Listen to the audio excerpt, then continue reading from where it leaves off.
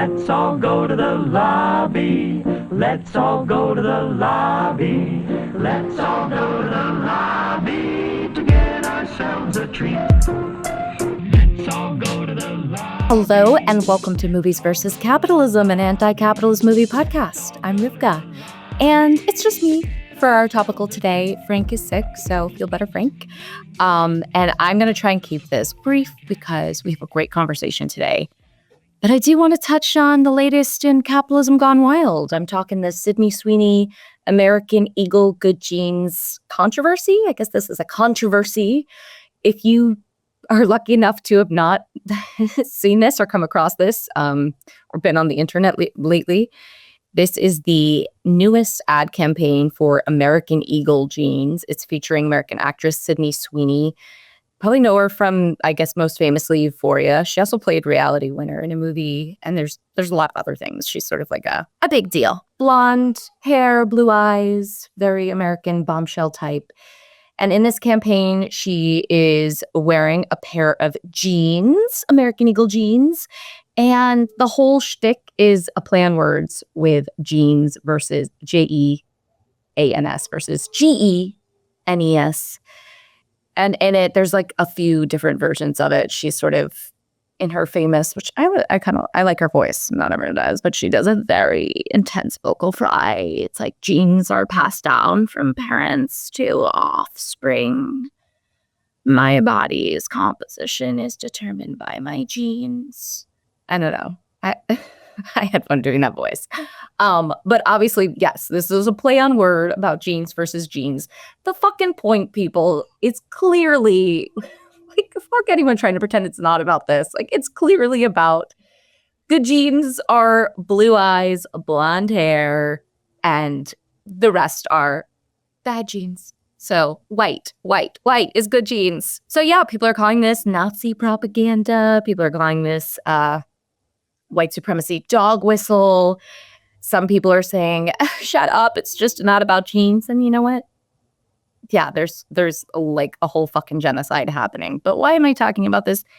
I think because, you know, the whole premise of this show is to look at entertainment, look at media under capitalism, and to critique with it, like to get a clearer view about how it's being utilized so that we can be aware and make better choices and say fuck that and move towards more revolution and also see things for what they really are. So the real story here is that, like, yeah, one of capitalism's greatest hits, greatest tools, racism, in the form of these culture wars, is being employed. And guess who's making a shit ton of money off of it?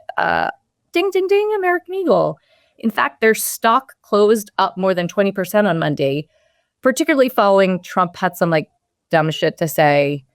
I think he found out that Sweeney was a Republican, registered Republican, was really hyped about that. And so went off on like a tweeting rampage. Like, this is the hottest ad out there, but it had real financial impact. So like, this is why these companies do this shit. And under a different political climate, also serving capitalism, you know, we've seen it happen with the different this is one version of identity politics serving capital. There's been other versions of identity politics serving capital. Ultimately, the point is, yeah, these companies don't give a fuck about the values or the politics. They give a fuck about making money. And so it's why looking to companies to do activism or organizing is never going to be the thing, because they will always serve capital. And, you know, as soon as there's a new political climate, okay, one thing's out, this thing's in. They don't give a fuck about who it harms.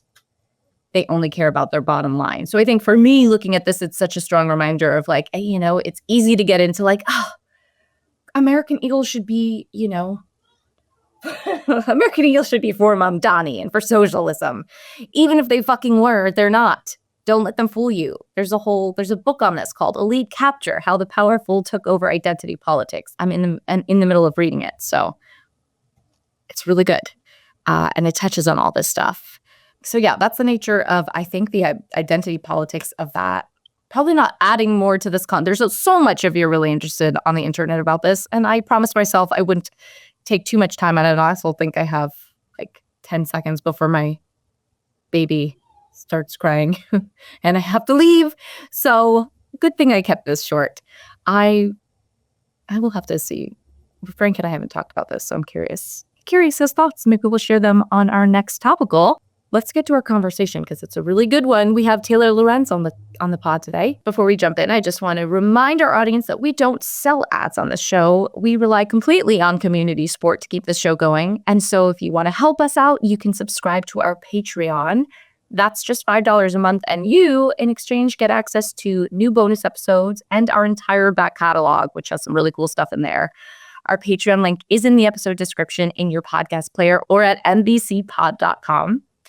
Please also make sure to rate, review, subscribe to this podcast on your podcast player so you don't miss new episodes, and also so you help us with the algorithm. We've slowly been getting more and more listeners, and I think that's thanks to all of you, so keep on doing that. Also, a reminder that we donate our ad space. So if you're part of a leftist or progressive organization and you would like to run an ad on this program, please email us at moviesvscapitalism@gmail.com. All right. We're going to take a break, but we will be right back with our guest, Taylor Lorenz, to talk about the movie It Follows. Hey everyone, we've got an amazing organization we want to tell you about called Anti-Capitalism for Artists. Anti-Capitalism for Artists is an education-based community dedicated to raising the class consciousness of artists. Their core offering, the 10-week Intro to Anti-Capitalism course, is designed to be accessible to anyone looking to get familiar with a wide range of anti-capitalist concepts and ideas. They do this by offering an eclectic array of free virtual and in-person events year-round, geared to meet all manner of knowledge backgrounds. Frank and I both took the course in different cohorts, and it really was amazing. You get to meet with a group of people who are interested in anti-capitalism, you build solidarity, and it's also a lot of fun. Yeah, they put together such an amazing, comprehensive reading list from anti-capitalist writers from all different types of tendencies, from Marx to black radicalism to intersectional feminism to queer liberation to modern-day anti-capitalists. So you really get a firm grounding in a diverse and wide array of concepts. Artists of all kinds, abilities, and professional statuses are welcome to join A4A's community, where they can learn, build community, and co-create their own events and offerings. You can learn more, reach out, or support their work by donating at anticapitalismforartists.com or find them on Instagram at anticapitalismforartists. Love you, comrades. Now back to the show. Today we are very excited to be joined by Taylor Lorenz. Taylor writes User Mag, which is a tech and online culture newsletter that you can find at usermag.com. Taylor, welcome to Movies versus Capitalism. Thanks for having me. Oh my God, so excited. Rivka and I were talking, when I told Rivka that you were going to do the pod, Riv was like, fuck yeah, hell yeah. I'm so honored. I'm so excited to be here. Yes, I've been a big fan of you and your writing and reporting for years. I know Rivka has similarly. We got connected through Zeteo, Mehdi Hassan's company where I work, met you at an event, and then other friend of the show, Matthew Donovan, was like, you have to have Taylor on the podcast. So here you are. So we greatly appreciate it. So our listeners probably know you from your writing. You do a ton of writing about the internet, online culture, online trends. But I'm curious, what's your relationship to film? And is that something that has ever interested you? Have you ever, like you write clearly about like online media, but like, yeah, what are your thoughts about the influence of film, or at least on your life? Yeah, it's so funny. I was literally out to dinner last night with my friend Sam Lansky, who just wrote I Know What You Did Last Summer, the remake. Oh, hell yeah. That's exciting. We know each other from journalism. He's a screenwriter now, but I'm so excited for this movie. It's going to be so good also. Oh, I'm stoked for it. Yeah, that sounds amazing. As like a millennial, I'm like, yes. I just saw some stills. They got like the Jennifer Love Hewitt and Freddie Prinze, both just like gray and just like, sunburnt. Yeah, they look beautiful. I'm excited. Sorry, I'm derailing. I know. I'm so excited. A bunch of my friends have seen it. Like, I think Sam is an actual genius screenwriter and amazing. So I'm really excited about that. But yeah, my relationship to film, it's funny because since I moved to LA, I feel like and journalism has collapsed. A lot of people I know have gone into screenwriting. I'm not a huge film person. I actually almost exclusively watch horror movies because I'm a huge horror movie person.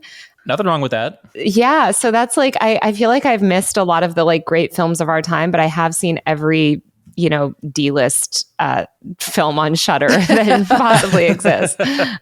Where did that, why horror specifically? I have no idea. I've always been like this ever since I was little. I think my dad and I used to watch X-Files together when I was like a child. And I've always loved fear and like kind of, I don't know. I just think it's more interesting than a lot of normal movies, I guess. Like, I mean, I'll watch like the Oscar-winning dramas or whatever. But I read something, I think it was in Vice years ago, that was saying there's like certain people that love horror and certain people that hate it. And the people that love it, they love it because it like allows them to sort of externalize their anxiety of the world. And the people that hate it because it makes them feel that anxiety. Mm-hmm. And I feel like that it is like a stress relief. Like it is, for some reason, I like that feeling. Does that cross over for you to true crime? No, I don't like true crime. Okay. I think what it is about horror is like the fiction aspect of it. Mm-hmm. And yeah, just sort of like projecting fears. Whereas like when it's real, it seems to, then it's just like news. Then I feel like I'm just reading the horrors that we encounter every day on the news already, like on our Twitter feeds and stuff. So I'm not into that as much. I also think it's interesting kind of like what our fears say about us and like what different horror movies, like how our fear, like how what we sort of fear evolves and is told through these stories. So I think it's like kind of interesting. Yeah. And having been talking about, horror is not necessarily my go-to genre, although it's interesting. I'm a true crimer. And I think there is something to that catharsis of just like, let me hear it. Let's put it out there. That feels like a relief, particularly like as we get into the themes of this film, but like particularly like violence on women. Like there is just something about hearing it, knowing it, and relating to it that I'm not sure I fully understand, although I've read similar articles to the one you're citing. But like as we follow different horror genres, the role of the director, the power of using fear and this genre as a tool, and like it's pretty amazing when it's done well, and then when it's done like so badly, like the impact that it can have. But it is, I mean, I think you're not alone in horror being one of the most popular genres for sure, that like people gravitate towards. There's a reason there's also so many made. It's becoming more popular. Yeah. And I think that's thanks to like Blumhouse and these other studios that are doing kind of like, they're able to churn out so many movies. But yeah, I mean, it's becoming, I mean, The Substance was up for an Oscar. Totally. I mean, historically, it's always been one of the most profitable genres, or the easiest genres to break into, just because the overhead for production is usually so cheap, because it's, 5 kids in a cabin together, which is not incredibly expensive to shoot. And then when they, take off, like Paranormal Activity, perfect example, like a movie that costs nothing, but then ends up literally creating one of the most powerful and profitable horror production companies in existence today. Yeah. Or like the Blair Witch Project, like so much like funny, like cool filmmaking stuff happens in horror. Yeah, I'm in one of my friend's bad horror films. Which one? Are you going to tell us? It's not out. It's not. It's on like Vimeo somewhere. Can we ask if do you get killed in it? Oh yeah, immediately. Oh hell yeah. That's the best part. Have you ever done horror films? Have you ever been in a horror film, Frank? Me? I've been in a few horror shorts. But yeah, not like a full feature. And Taylor, Rivka and I met at theater school, so we both have a background in acting. Yeah. Oh, cool. Yeah. I'm not an actor, although I did. I acted in a commercial for the company Air, which is up for a Webby right now. The commercial that we made. But I just played myself, so I don't think it counts as acting. Amazing. Well, speaking of horror, let's get into the movie you chose for us to watch today, because I think we'll come back to all of this stuff we're talking about. We watched It Follows from the year 2014, written and directed by David Robert Mitchell, starring Maika Monroe, Keira Gilchrist, Daniel Zovato, Jake Weary, Olivia Lucardi, and Lily, I'm going to guess this is Seppi. Speaking of how much money that these horror films can gross, this movie had a budget of $1.3 million, and it made $23.3 million worldwide. Not bad. Not bad. A little synopsis, if you haven't seen it in a while, or if you've never seen it. After a seemingly innocent sexual encounter, carefree college student, Jay, discovers that she's being pursued by a mysterious supernatural entity. The creature can take the form of anyone, friend, stranger, loved one, and only she can see it. The curse is passed from person to person through sex, and the only way to escape it is to pass it on. As Jay and her friends try to understand and survive the terror, they realize the entity is relentless and death is always one step behind. So the year is 2014, as Rivka mentioned. The other movie we covered from this year is Whiplash. You should go back and listen to that episode. It was a very good one. 2014 in the United States, President Barack Obama is in his second term as president. El Chapo, the world's most wanted drug pin, is captured in Mexico. This is also the year that the Flint, Michigan water crisis begins. On April 25th, officials in Flint switched the city's water supply to the Flint River as a cost-cutting measure. This decision exposed residents to lead-contaminated water, causing widespread lead poisoning that continues to harm both children and adults, primarily from poor working-class communities of color, to this very day in 2025. On July 17th, Eric Garner is killed by police officers in Staten Island. And only 1 month later, on August 9th, police officer Darren Wilson shoots and kills Michael Brown, an unarmed black teenager in Ferguson, Missouri. And then on November 22nd, 12-year-old Tamir Rice is shot dead by police officers in Cleveland, Ohio. Wow, this is 2014 is insane. Very heavy year, 2014. I remember this from the Whiplash episode. This is also the same year that actor Philip Seymour Hoffman dies from a drug overdose at age 46. And so, as does Shirley Temple at 85, Joan Rivers at 81, and Robin Williams at 63. Oh my God, this is a lot. Wow. Riv, you couldn't find any good things for 2014? Well, God damn. I think I found one. That's yeah. Here's a good thing. Malala wins the Nobel Peace Prize at age 17. And Malaysia Airlines flight vanishes with more than 200 people on board. Jesus. Okay. 2014. Just had to end with that. Yeah. Just the palate what cleanser. A year. Okay. Yeah. We like to set the stage. What was going on in the world? Turns out, nothing ever good. So, Taylor, we like to start the conversation. We ask our guest, why did you choose this movie to talk about on this podcast? Oh, gosh, I know. It was very arbitrary. I think I was just trying to think of a movie. First of all, if you asked me when it came out, I would have said 2019, because everything before 2020 is like a blur to me. So it's kind of crazy that it came out over 10 years ago. I think part of the reason I think about the movie a lot is because of the portrayal of technology in the movie. It's sort of in this like liminal time. There's this like clamshell phone that I desperately want. Desperately want. And it's just like one of those things that's really stuck with me, especially since the COVID pandemic started, because it's, I don't know how much I should say about the plot, but you can say as much as you like. All right. Well, spoilers. We're spoiling. Spoilers. It's about basically this like monster that is transmitted through sex. Like you have sex with somebody and then the monster sort of slowly stalks them, and it stalks them like foot by foot. It sort of like walks slowly towards you, and then it'll get you at some point and kill you. And so it like opens with a death. And the only way that you can escape it is to pass it on to somebody else by having sex with them.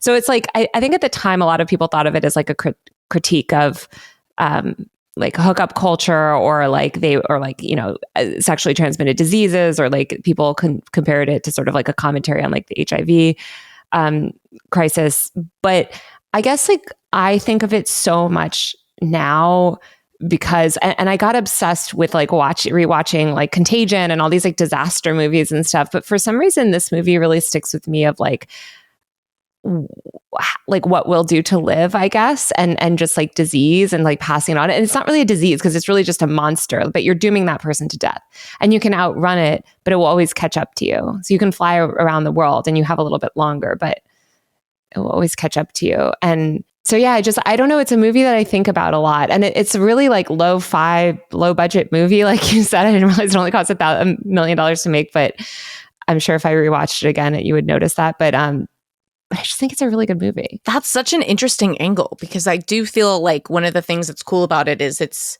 so specific but open enough that this metaphor could apply to like the lens through which you're watching it at that moment. I know I had seen it when it came out, but I was shocked that it was 2014.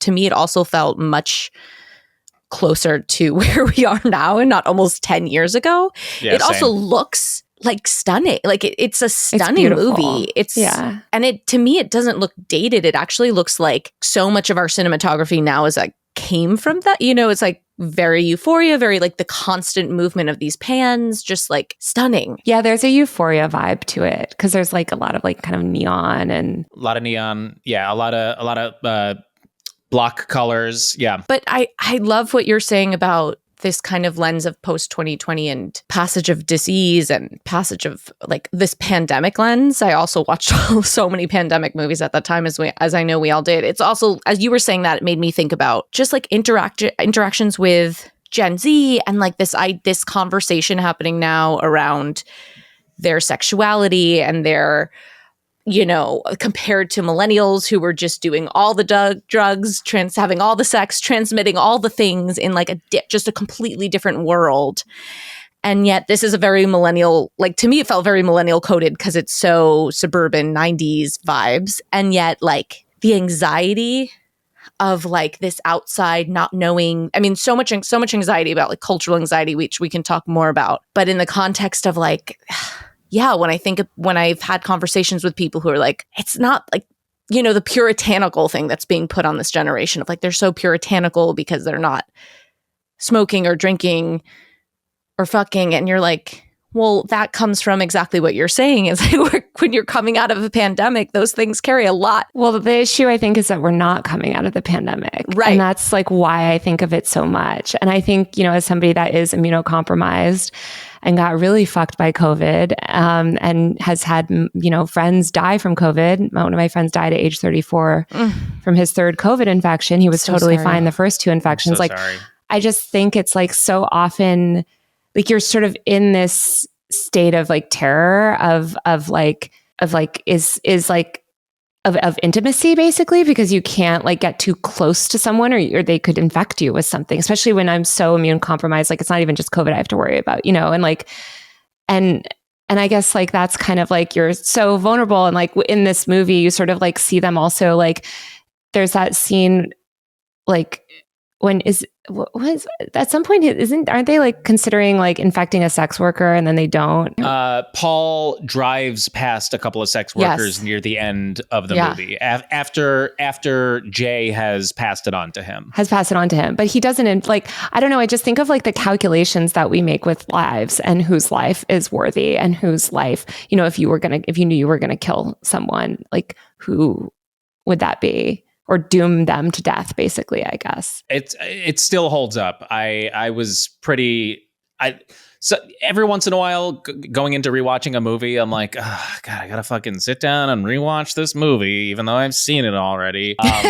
And then you just like sometimes it feels like homework, sometimes you're excited, whatever. This one, I was like, this kind of feels like homework. 5 minutes into it, I was like, oh, that's right, this movie's fucking amazing.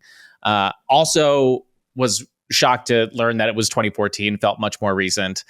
And yeah, it's such a simple premise, so well shot. So what a terrifying and simple conceit of just a person walking towards you slowly. Which is kind of death for all of us. Yeah, absolutely. 100%.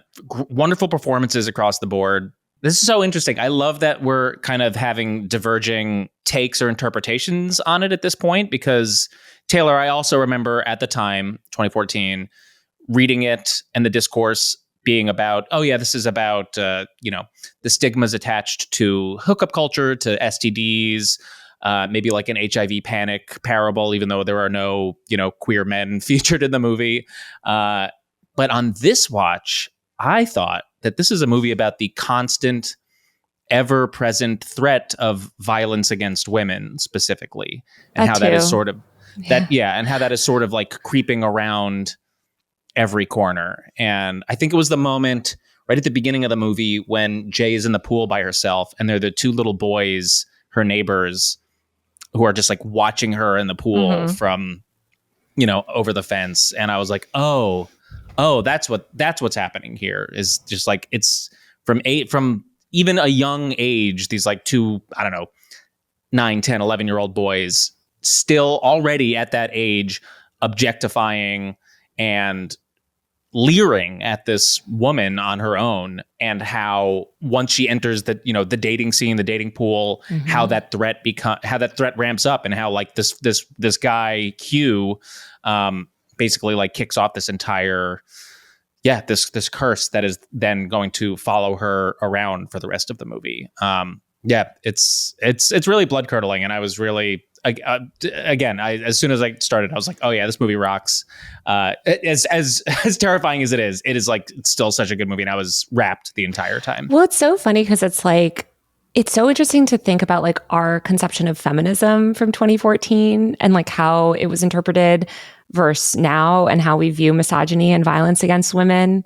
And like, I actually think the discourse around it was like kind of stupid when it came out, now that I think about it. Because I'm like, wait, people were really like, this movie is actually deeper than I think that sort of surface level, like, and that was peak, like, hookup culture is, Tinder is coming. Like, I mean, 2014, 2015 is when Tinder broke out, right? Like, It was like, there was this, like, there was so much focus on the sex of it all, and not about like the commentary on, like you said, violence against women and threats against women. And obviously also just like women are like under constant kind of threat of violence and misogyny and disease. And well, to your point, Taylor, earlier about the catharsis of horror, like I found that was my experience this time, was just so cathartic. It just felt seen in that experience of having realized how much of my personal experience being a woman was just like being sexually surveilled, either inside my brain because it's something that's put in there from so early on,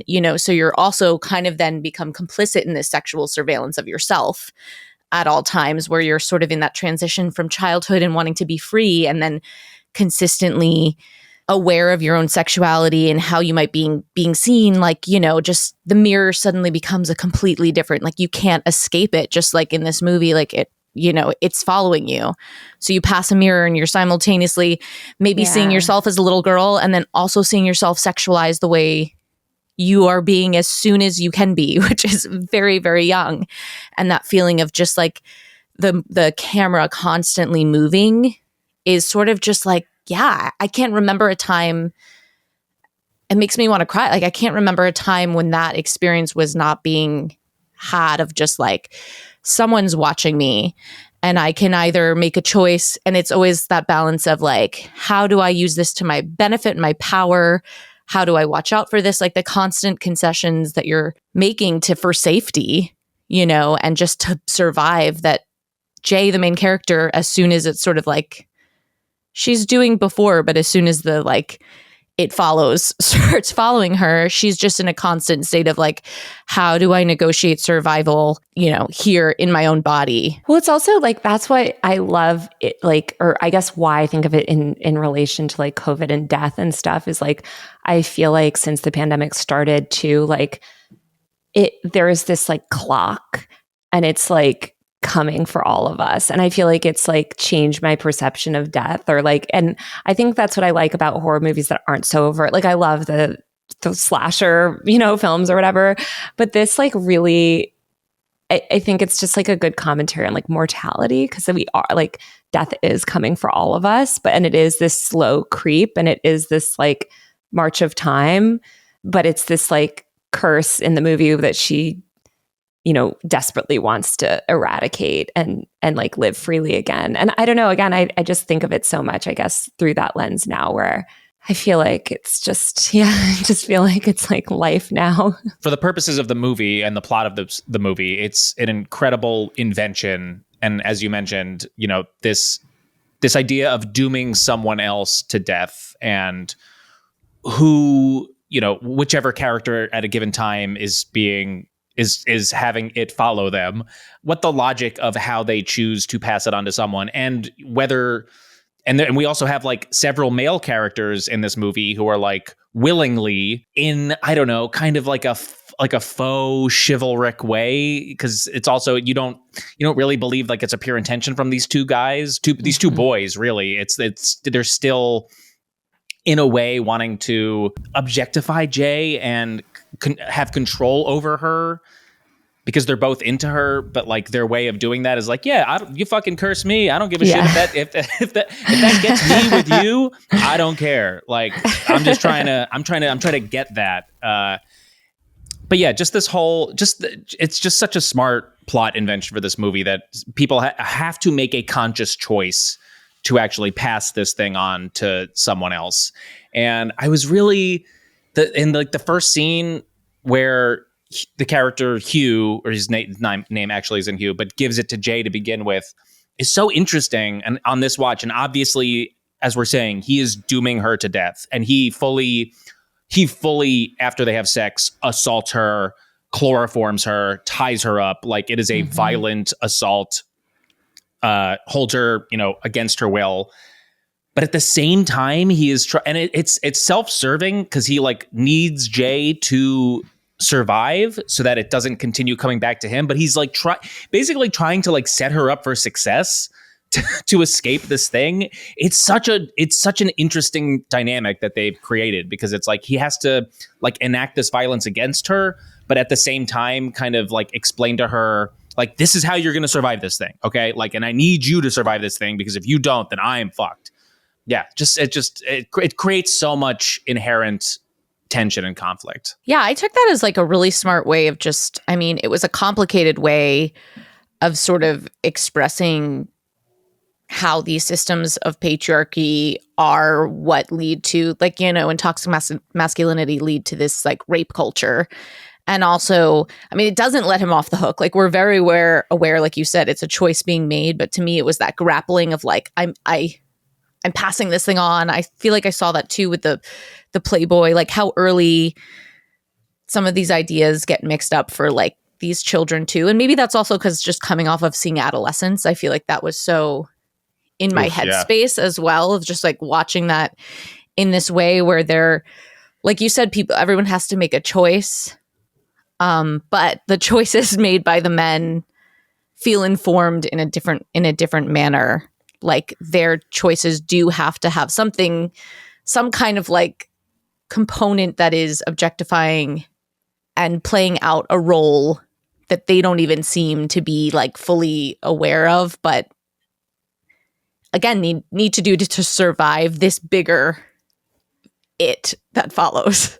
Going back to like this idea of the ever constant threat of violence against women, I'm so surprised. I guess I was this 10 years ago, so I was just in my mid-20s and an idiot. But like it feels so on the surface on this watch in the way that they costume Jay. She's wearing like a bunch of pinks. That they're giving like very virginal signifiers. And then in that scene when Hugh is explaining to her how the curse works, he says, it can look like someone you know or a stranger in the crowd, and kind of explaining that like this violence could really come from anyone. It could come from a member of your own family. It could come from someone you meet at a party, but that it is always lingering. It is always around every corner. And their friend Yara is reading Dostoevsky's The Idiot, which, have either of you ever read The Idiot? No. Did you read either. It? I know. No. Yara's better than us all. Yeah, she's just crushing Dostoevsky. Like you were saying, Taylor, on that clam. If I had that clamshell, I was like, oh, I'd read The Idiot on that clamshell. Yeah. But I looked it up real fast. The title is an ironic reference to the central character of the novel, a young prince whose goodness, open-hearted simplicity, and guilelessness lead many of the more worldly characters he encounters to mistakenly assume that he lacks intelligence and insight. The novel examines the consequences of placing such a singular individual at the center of conflicts, desires, passions, and egoism of worldly society, both for the man himself and for those with whom he becomes involved. So kind of this idea of like, I don't know, naivete and simplicity as a vulnerability, and Jay kind of, walking through this world as a naive young woman who then has to learn via the lived experience of sexual violence of like what actually the world entails. And then like the last thing I'll say is right before Hugh chloroforms her, she's telling him about this like fantasy that she used to have as a little girl about like what it would be like to have like a boyfriend when she grew up, and how sweet, and like holding hands and walking down the street, and how nice, and how like packed with tropes those ideas are, followed literally by him like gagging her with the chloroform. And I was like, oh, this is about like a young woman who like goes out into the the world of romantic dating, and then is met with the very sad reality that and encounters that a lot of women are met with. Which is, I guess I just see like, which is so real, and it's like interesting to see kind of also. I don't know, like when I originally watched it, I was so much younger, and now that I'm older, I feel like I watched it. I mean, I haven't watched it in a minute, but like it just, I don't know. It's like interesting how you watch a like depiction of a young woman as you're older and wiser, and you're like, girl, don't do that. And there was something to your point, Frank, where like I was kind of, there were two things happening, because what I thought was really interesting, the script keeps going back to these moments where you get a sense that actually this is not the first time she's been sort of sexually abused, perhaps. That there were all of these like little things that happened in high school. Like I get the sense that the guy that she slept with, it wasn't nice. He says to her, like, I wish I was nicer to you. The neighbor who she later passes it on to, and who's still shitty. Yeah. But Paul, he says to her and that he had Greg. Yeah. Yeah. That they had, because they talk about having had sex in high school. When Paul is like, well, why did you pick him and not me? And she's like, well, we had sex before in high school. And like this idea of like first kiss. And I just thought those little layers of like, there's something about this, like to me, the movie read so white. I mean, it is so white and suburban in a way that I'm like, that's not an experience I relate to.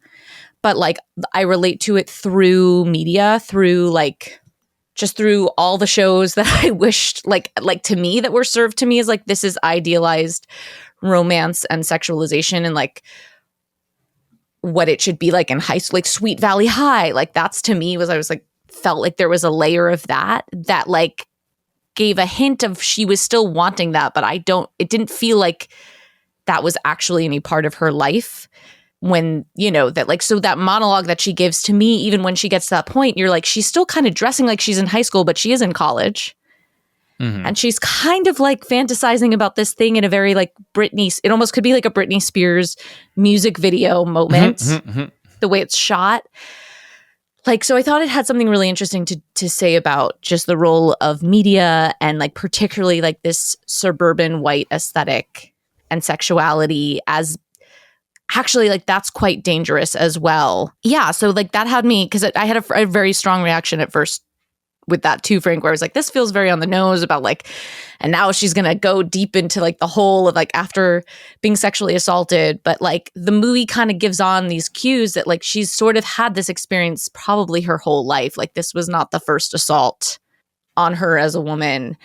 And at that moment, I'm curious what you both think of it, like where then it comes in later and they go finally to the pool, and there's that sort of monologue about like, the city versus the suburbs. And like, that's, I think, where we get the sex workers.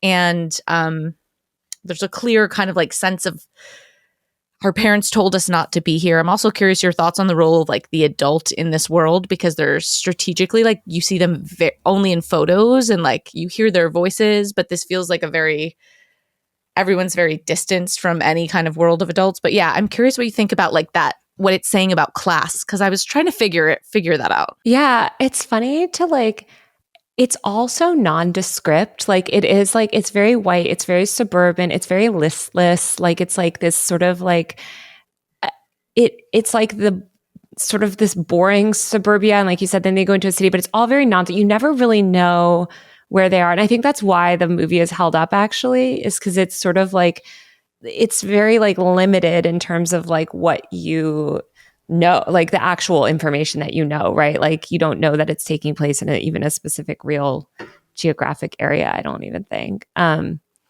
so I do think that there's like class coded into that. Like you said, it is a very white movie. It's a very like white suburban girl movie, which is probably why I resonated with it the first time. Taylor, did you grow up in the suburbs? Yeah, pretty much. Yeah, I mean, yeah. I was born in New York City and I lived there when I was little, but we moved out to Connecticut, so that's where I pretty much grew up. Oh, okay. I'm from the Jersey suburbs, so Tri-state area, there you go. hell yeah. Yeah, I thought the suburban dread was captured really well in this movie. There is something. It's so funny. Like people who live like out in the suburbs or in rural areas are like, those big cities are so scary, man. I don't know. If you fucking go to the suburbs in the middle of the night, that shit is terrifying. You're like, so many things could be happening here, just like bubbling beneath the surface. It does feel very generic suburb. Although I did clock for the first time during that line that Yara has about not being allowed to go into the city. She says 8 miles. So this is specifically set in the Detroit suburbs. Interesting. And I also had because I was like, they keep going to the beach, and I'm like, that's not an ocean beach. That's a fucking lake beach. That's why I thought like maybe it was Chicago or something. Yeah. I mean, it's Midwest lake city, city suburb situation.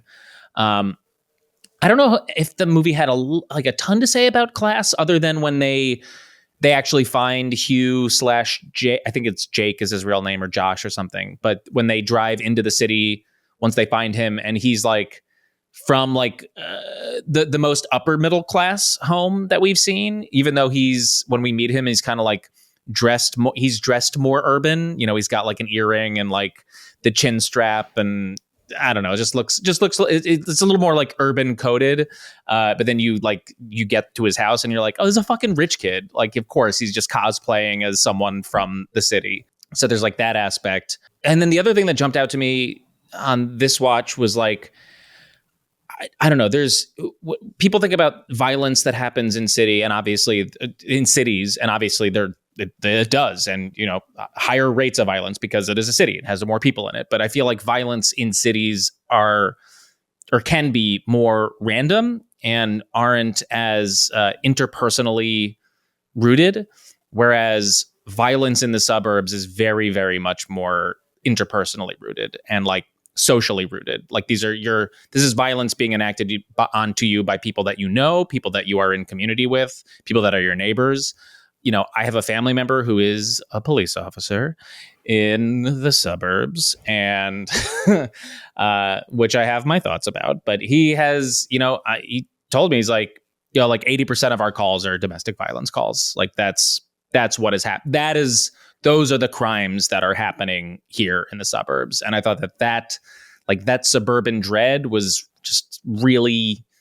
It just fucking creeps me out. I'm so glad I don't live in the suburbs anymore. But also, I think it sort of drives home this idea that like infection is violence, like with this curse. Mm-hmm. And I think that's what resonates with me so heavily now, because like I always knew about like obviously misogynistic domestic violence, whatever.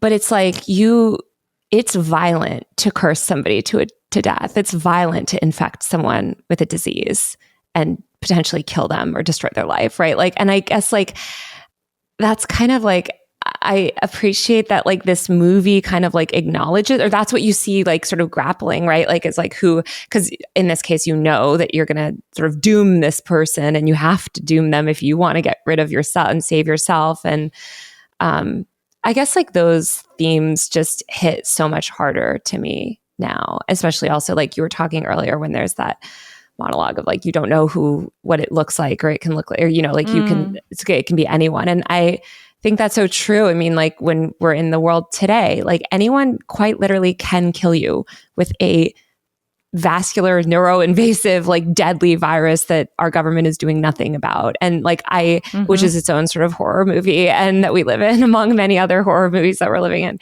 But like, I don't know, like violence is depicted so differently in all these different horror movies. And the violence of like sort of contagion type violence is usually in that like overt like disease type movie. But in this like curse movie, it's like, I mean, it's sort of a metaphor, and it's not really a disease that you're like infecting them with a curse, I guess.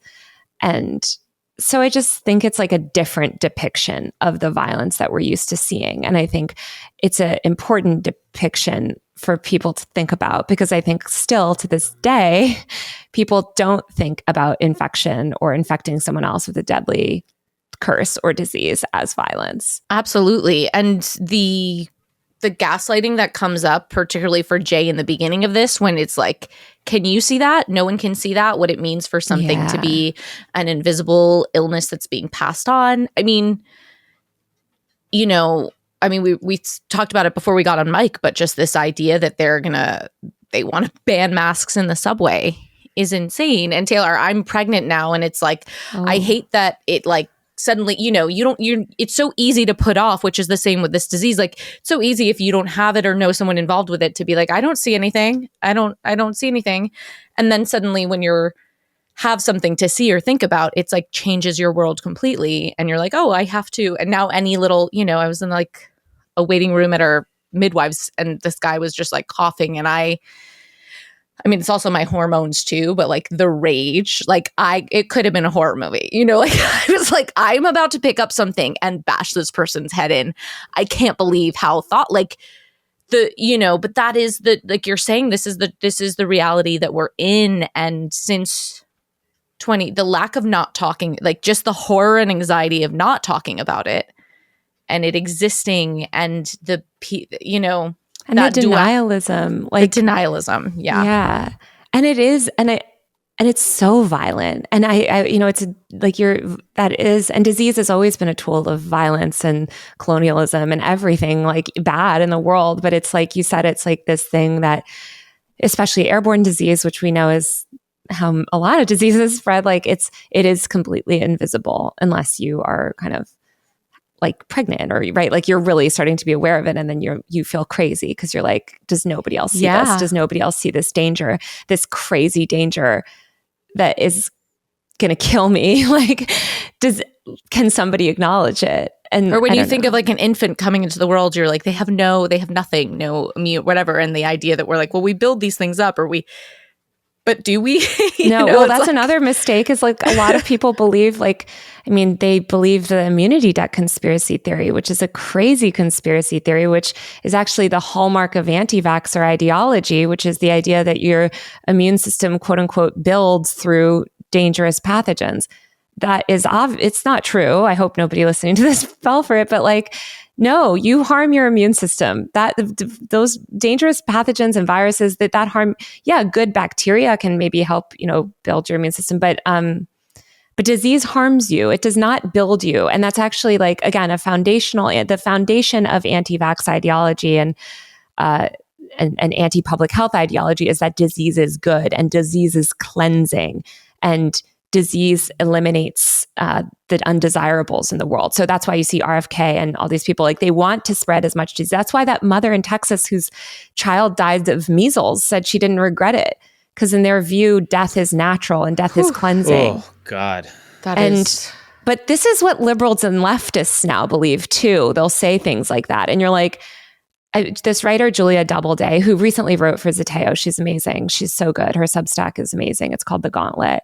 Wrote a really good piece about this and like how people's perceptions of disease have changed, and how we're really getting back to this like medieval time where we're like, the plague is good. It's cleansing the earth of undesirables. If you die from it, you're weak. And, it's like, what? Oh my God. Jesus. We would never, like, that's crazy. We got rid of this. That's like drinking like toilet water and being like, it's cleansing to get cholera or something like. Yeah, or like going back to lead paint and being like, it lasts longer. It doesn't chip as much. Yeah. Right. I mean, not to be too on the nose, but just like, being an anti-capitalist podcast, you're like, that ideology completely and totally serves capitalism. It's like, that's like, but you see it in anti-capitalist discourse too, recently, where you see these people. It's really mostly on Twitter, because I can tell you I'm very involved in LA in activism, and absolutely no one is like this that I've ever met IRL, at least in LA, which is a very health conscious city. But like, there's this idea of health supremacy, and like, there's somebody it was a really viral tweet a little while ago that was like, when the revolution comes, you need to be fit, because you better be prepared to if you're not prepared to like outrun the fascists, we're not going to carry you or something. Right. Well, I might be like, that doesn't necessarily sound anti-capitalist to me, but I could see it's why not anti-capitalist. You know, it's you're fascist. Like, no. That's fascism. What you're saying is fascism. But it's like, you know, I think like these ideas, like these fascist ideas, are often parroted by people that claim to espouse leftist ideals. There's nothing right. If you're a pregnant woman, you're not going to be able to outrun. And also, by the way, fascists have guns. Like, I don't know what you're outrunning, but like, yeah.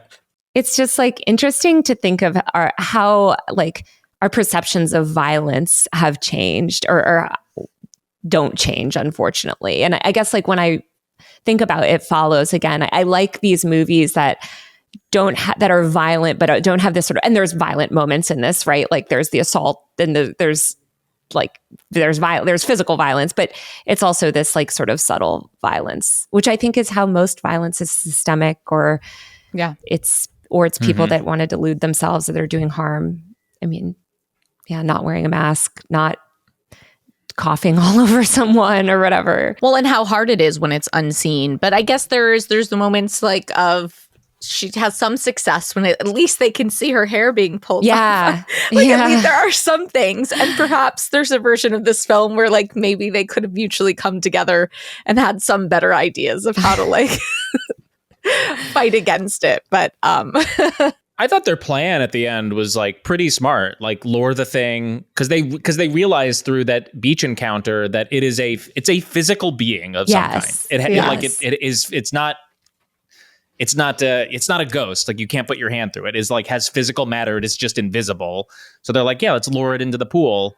And then electrocute it or something, right? And electrocute it. And then, but it gets the better of them. And it's like, I'm just going to throw shit at her in the pool. Yeah, that was unfortunate. Didn't want to get in the pool. Didn't want to get in the pool. Which also made me think, I was like, sometimes we find threads to like the plots of these movies where we're like, which I'm like, so because it's a physical being and it can't just like pass through things, which means that when it is following someone, it has to like stop at traffic lights. It can't just walk into the middle of the street. It has to like wait. It has to wait at the crosswalk. It has to wait for traffic to pass so that it doesn't get hit by a car. Unless there's a red light. Unless there's a red light. Unless there's a speeding motor vehicle. I think like at some point, I don't remember if they're talking about it, but I definitely remember watching it being like, what would I do if this thing was coming for me and I would fly around the world? And like right, and it's going to keep walking around the world to get to you. But if it is a physical being, it could just get on a plane, I guess, too. Oh, I get. I didn't think it's of that smart enough to get on a plane right now. Because that was could just get on the plane behind you. There's some plot holes, I think, maybe with this character. I was like, I fly to Japan and then make it walk through the ocean. That's what I would do. No, I was thinking I would fly to a remote island. Yeah. But now I'm like, that thing would just be rowing up to the island. It would just stow away on a steamship or something. But on the plane, like it walks on the plane, doesn't have a seat, has to just like stand. Oh, it has to stand the whole time. Yeah. You could just exhaust it. There could be some interpersonal. It is fascinating all the different forms and bodies that the ghost took that I assume have some meaning, but to me they just felt like it also had something to do with like the trope of horror to me and like the different forms it took. To me it was like there was something about the suburban like white imagination that shows up in these horror movies that like even though it's terrifying, I just like somehow, no matter how scary it was, like wanted to be a part of. Like there was just something about it, like the danger of that. Like you still just like wanted to be a part of this Sweet Valley High, even with all the violence inherent in it. That was just like the proximity to power, perhaps, or whatever in society that I thought was interesting. Well, it's like privilege too, and it's like this idea of safety, like you were saying, Frank, of like suburbia, right? Where it's like these are very violent. I mean, all of true crime like pretty much happens in like suburban towns, but it's like the perception of safety and the perfect lawns and the communities, and you're like, murder wouldn't happen here. It's like, no, that's actually probably where it does happen. It's just such like I don't know. It's in every town, every suburb, every non-urban area is different, but at least in my experience, it still felt very atomized, and it did not feel like I was part of a community. It felt like I live in a town, but it did feel like you were constantly like at odds with everybody else in the town. And there's like there's like gossip and there's just like shit underneath the surface. And then in this movie, there's also like the deindustrialized aspect of like, it is Detroit. They're driving past like all of these dilapidated buildings and houses and what have you. And how like socioeconomic disenfranchisement breeds so much violence, radicalism, people just like jumping off the deep end just because, the promise of society hasn't lived up to their expectation. All of that just kind of like curdles into this seething suburban violence. The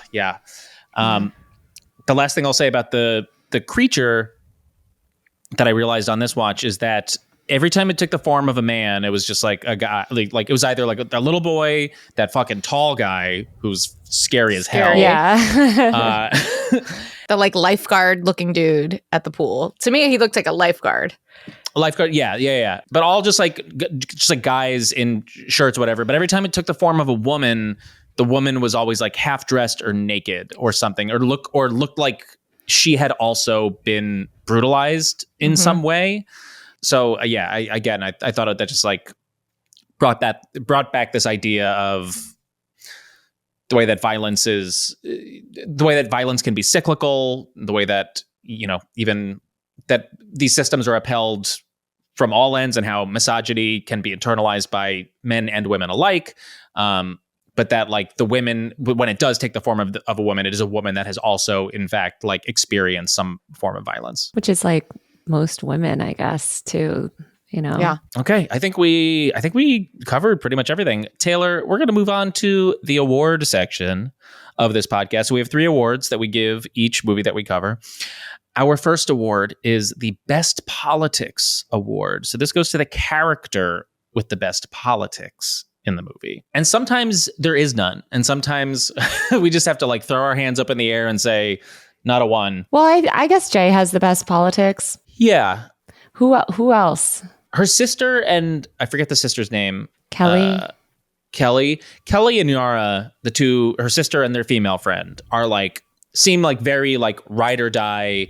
Like, we are going to figure this out. We've got you. We are going to take care of you. Like, we will defeat this thing together. The 2 boys, I don't trust them. Well, they don't have the best politics at all. No. Maybe you're right. Maybe it's the sister and the friend. Yara seems to like, I don't know. I wanted more about Yara. Yara's reading The Idiot on the clamshell. She's reading The Idiot. Yeah, she's she's probably the best. She's reading Dostoevsky or however you say it. She's the first one to like name something about like the material reality they're in when she's talking about like the suburbs versus the city. She seems to like be the closest to like knowing what's up a little bit, She does, yeah. All right, I take everything I said back. You're right. She is the one. Yara. Okay. Also, Kelly is such a like, what a name. Kelly. I don't think I'll just say like, as I've been thinking about names a lot and like just realizing like the names that are not, I was like, what names do we not hear anymore? I haven't come across a single, I know it's Brooklyn, but like have not come across a single Kelly. Kelly is such a, like you said, Sweet Valley High earlier. It feels from that era. Totally. Like Kelly was always a bully, kind of. That's the vibe of the name. Yeah. You know when no one's naming their young girl anymore? Marissa. No, Marissa's.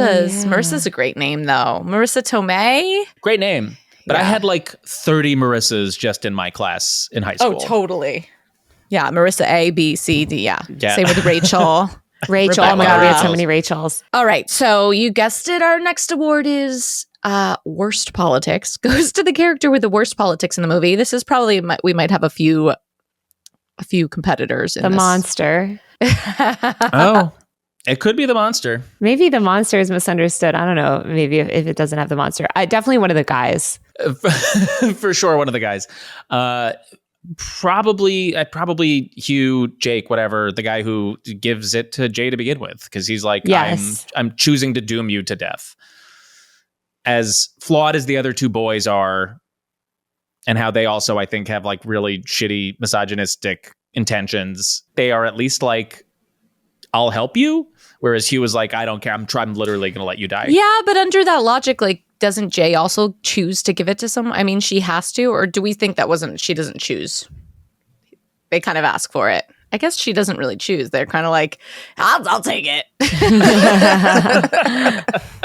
Why'd you give it to him? Yeah. So yeah, no, I'm with you. I think you're right. Hugh? Yeah. All three of them have that's kind of what's, they all kind of do the same thing in different ways, which is so gross and creepy. I don't know why Paul really got under my skin because the way he played it, but I don't know if that's how much that's politics or just like his version, but there was something in it that felt very like he could be the incel, like of all of them. I was like, he could turn into the incel, right? Definitely. Like there was just like such a deep, like, I was your first kiss, Yes. yes, creeped me out. And then like an entitlement. Yeah. Like the toxic nice guy. Yes. Yeah, from the top where he just would look at her even before it all went down and he's sitting on the couch and she comes in from the pool and it was just kind of this look of like, you owe me? Yeah. And there's that shot in the hospital after she gives it to Greg where Paul's sitting in the hallway and he's watching the two of them talk and he's just like staring daggers at Greg. Yeah, it's like that should have been me. I deserve her. Yeah. And the fact that he thinks it's like he's still thinking about it, and she's like, I'm just trying to get rid of this. Yeah. This thing. And he's like, why'd you fucking choose him? I want it. Like, yeah, incel behavior. Hugh or Paul? All right, great. And our last award is better supporting character. So this goes to the supporting character in this movie that it should actually be about, or like a story from this movie with another character that you would maybe want to see. I mean, we're talking about Yara already. Like, give me more of her. Like, she's fucking reading Dostoevsky on a clamshell phone. Like, she farts at the top. I'm sorry. I thought that was like, that was such a great scene. Just because also like in a movie that's so about like this sort of like virginal girl who's being femininity. Sexualized. And like, she's like, I'm going to fart on this couch and make a joke about it. Like, it's just like, yeah. Love Yara. I think Yara. I agree. I would also learn more about the monster, the creature. How did it come to be? Give us some more information. Maybe that's how did it come to be? Who explained the rules the first time? Who figured it out? I want the origin story. Give us the origin story. Maybe that's what, because do you know, Taylor, there's going to be a sequel to this movie. What? Really? Yeah. When? They follow. Like soon? It's in I believe it's in pre-production. That's so random. It's like 10 years, it's over 10 years old. Look, he's got to go back to the well. He has more story to tell. Micah Monroe is slated to return as Jay. So let's go. I'll come back. Yeah, maybe they'll give us some answers. Maybe she goes to Japan.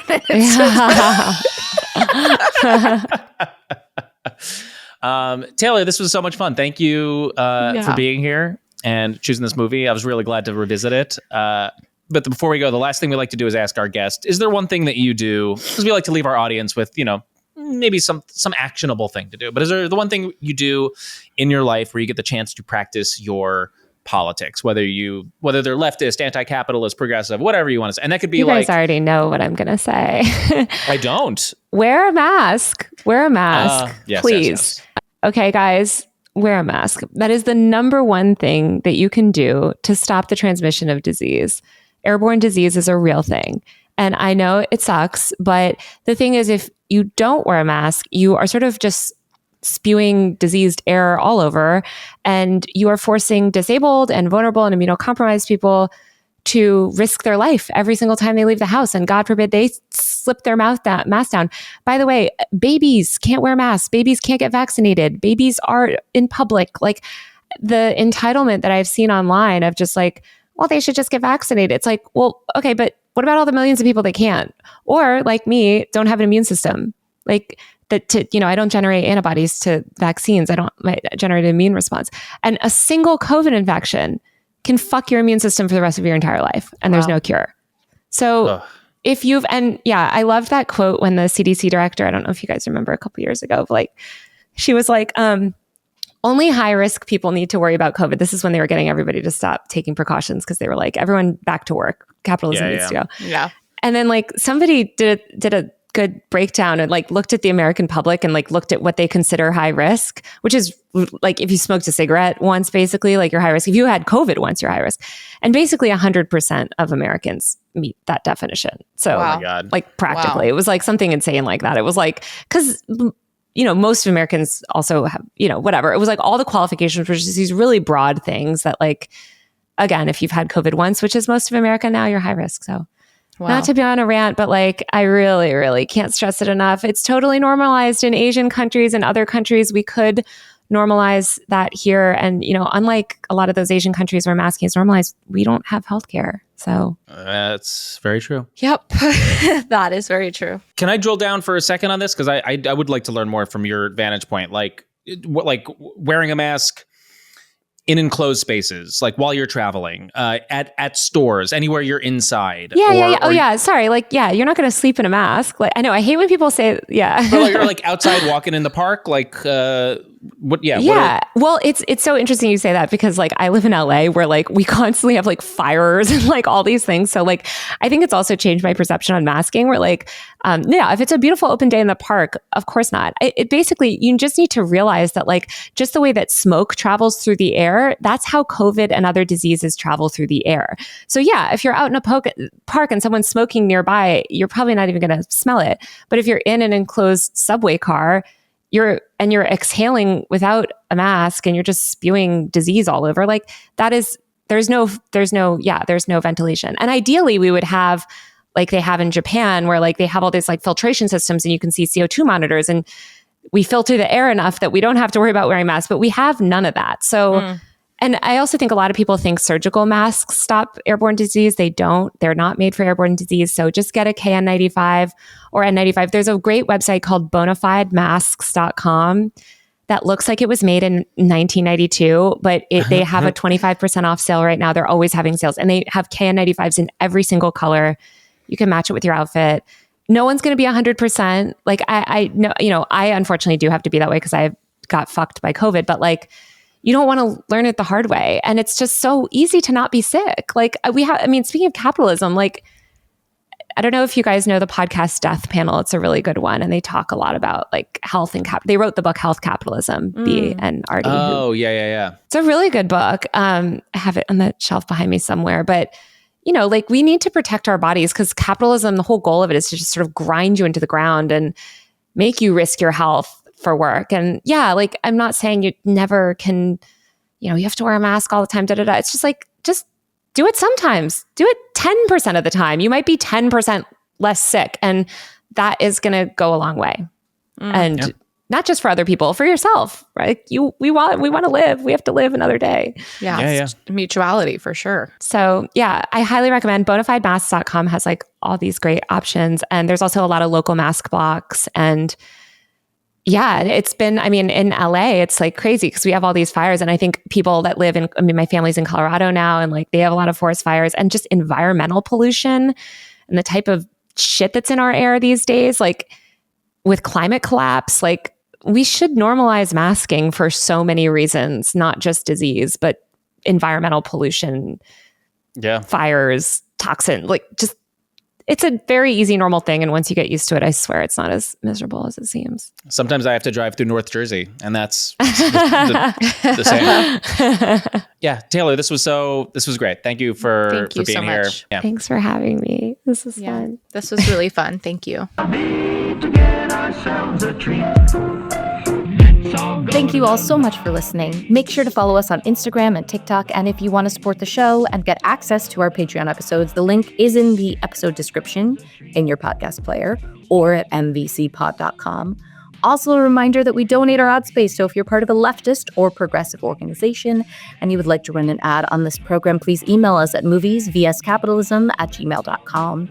And for next week, we will be watching the 1964 film 7 Days in May. And we have a very special guest for that. All right. Thanks, everyone. Bye. Let's all go to the lobby. Let's all go to the lobby. Let's all go to the lobby to get ourselves a treat.